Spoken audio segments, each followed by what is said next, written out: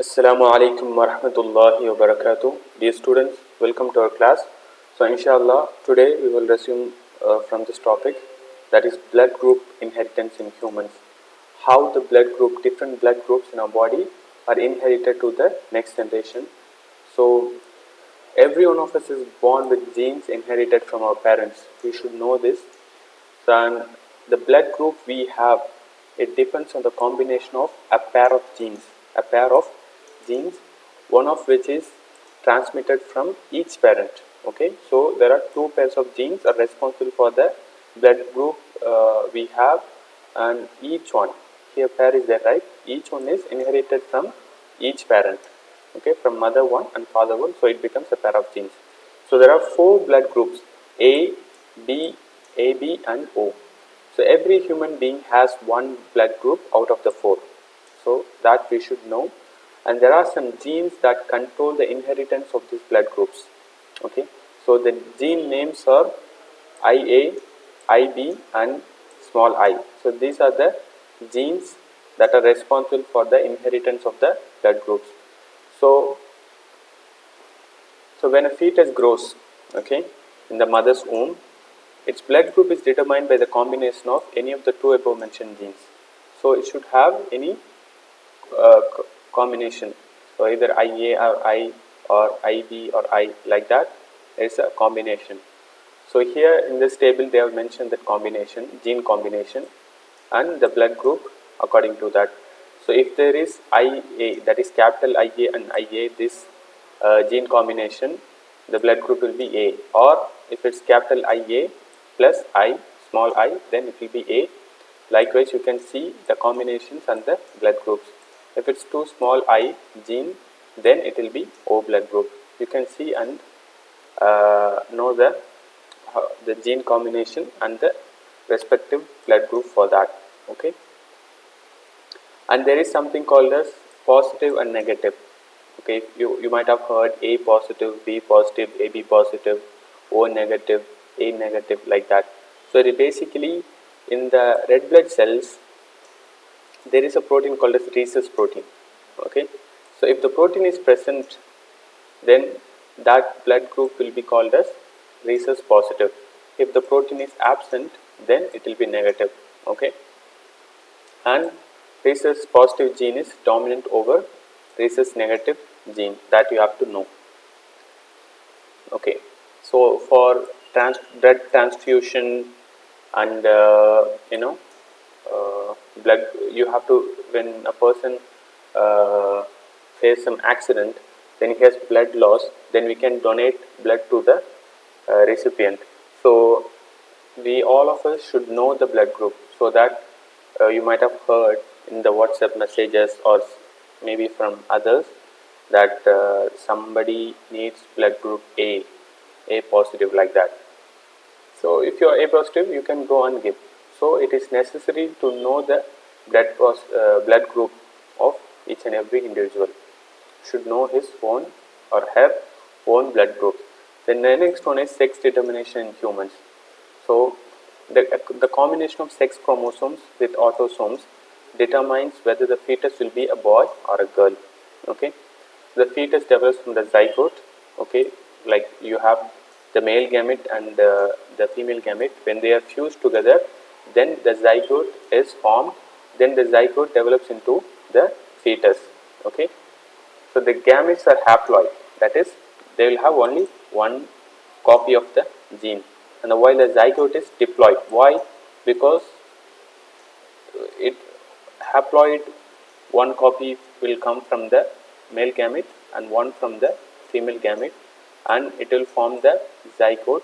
So here it is haploid, one copy from here.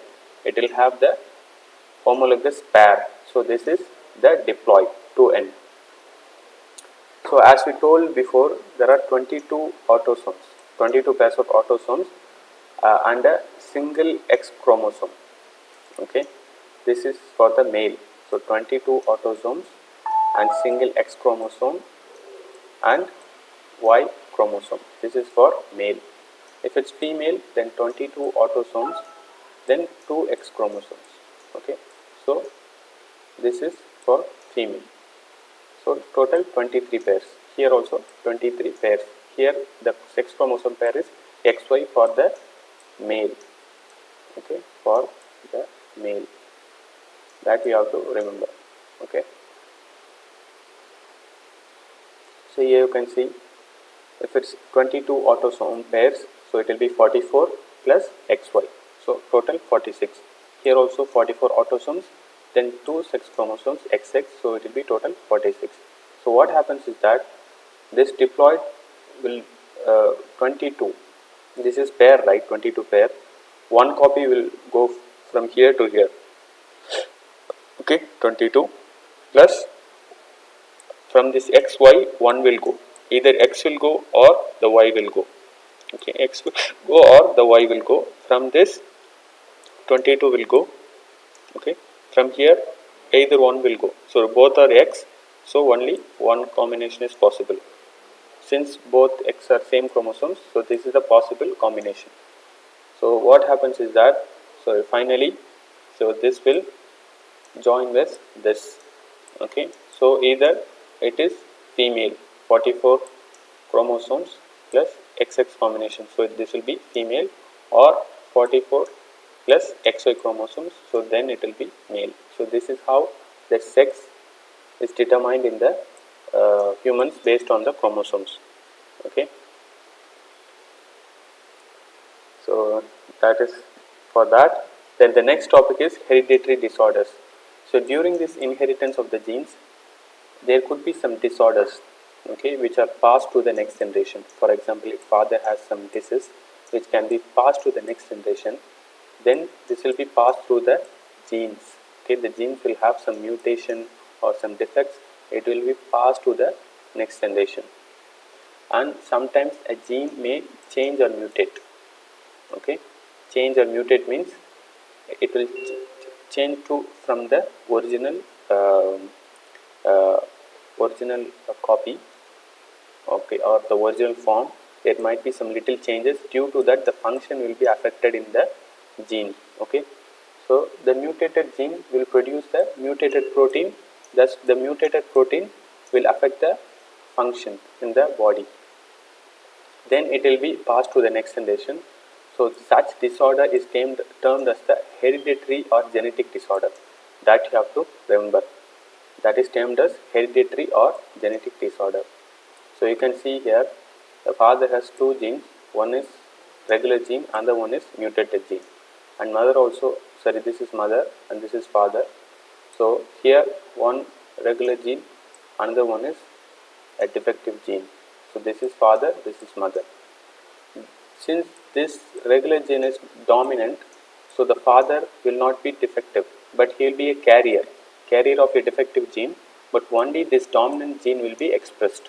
This good gene is there, right? It will be expressed, so the father will not be defective physically, but he will be carrying the defective gene. This is an example. So let's say that the possibility of the inheritance. So the good gene goes here, and one of the possibilities, the defective gene goes here.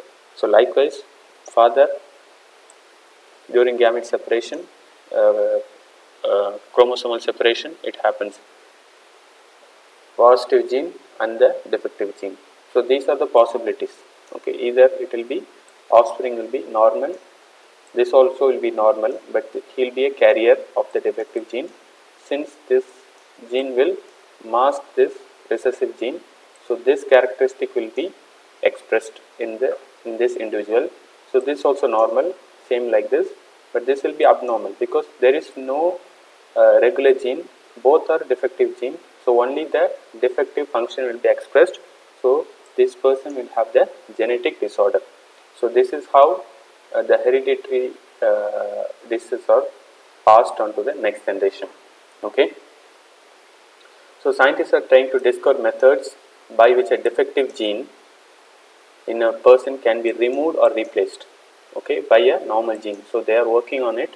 So this is called gene replacement therapy. So there are some common genetic disorders that are present in humans. They are thalassemia, hemophilia, and color blindness.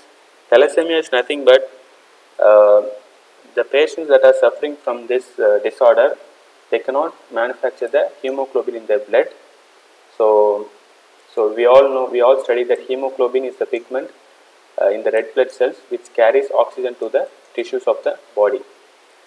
So since there is a defect in this gene that produces hemoglobin, so the person who is suffering from this disease thalassemia, he needs frequent blood transfusion, okay, in order to survive. Blood transfusion means to transfer the blood, okay, good blood should be uh, transfused into the person. So the thalassemia gene is present on an autosome, okay, the 22 autosome is there, right? So it is present in the one of the autosomes. So hemophilia, next test is those persons suffering from hemophilia have either a defective gene or lack of genes. Either gene is present but it's defective, or the gene that is responsible for the responsible for producing substance responsible for blood clotting, either the gene is absent or the gene is defective.